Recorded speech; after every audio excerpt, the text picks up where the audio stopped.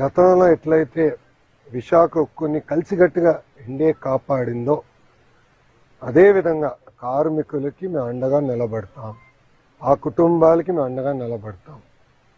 అంతేకాదు నిన్న కుమారస్వామి గారు ఒక ఆదేశాలు కూడా జారీ చేశారు. 3 సీనియర్ మెంబర్స్తో కమిటీ వేసి వాళ్ళు ఇప్పుడు సుమారుగా 4-5 వాళ్ళు వస్తున్నారు. కమిటీ మొత్తం రివ్యూ చేస్తారు, డేటా అంతా చూసుకుంటారు. ఆ టైంలో 2nd, 3rd, 4th ఎక్కడైతే యాక్సిడెంట్ జరిగిందో అక్కడ ఉన్న కార్మికులతో కలుస్తారు. వాళ్ళది కూడా ఏం జరిగింది ఏంటని తెలుసుకుంటారు. ఇది కింద నుంచి కారింది కాదు, ఏంటిదో లాగితే ఫినిష్డ్ ప్రోడక్ట్ బయటకు వచ్చింది కాదు, పైనుంచి పొంగుతాం కూడా కాదు, కక్కింది. పొంగినది వేరే రకంగా అనుకోవచ్చు, కానీ కక్కింది. ఎందుకు జరిగింది, ఎక్కడ జరిగింది, ఎందుకు ఇక్కడ జరిగింది, దీని వెనకాల ఏంటి మొత్తం మనం క్షుణ్ణంగా పరిశీలించాల్సిన బాధ్యత అటు స్టీల్ ఇండస్ట్రీ పైన ఉంది, రాష్ట్ర ప్రభుత్వం పైన ఉంది.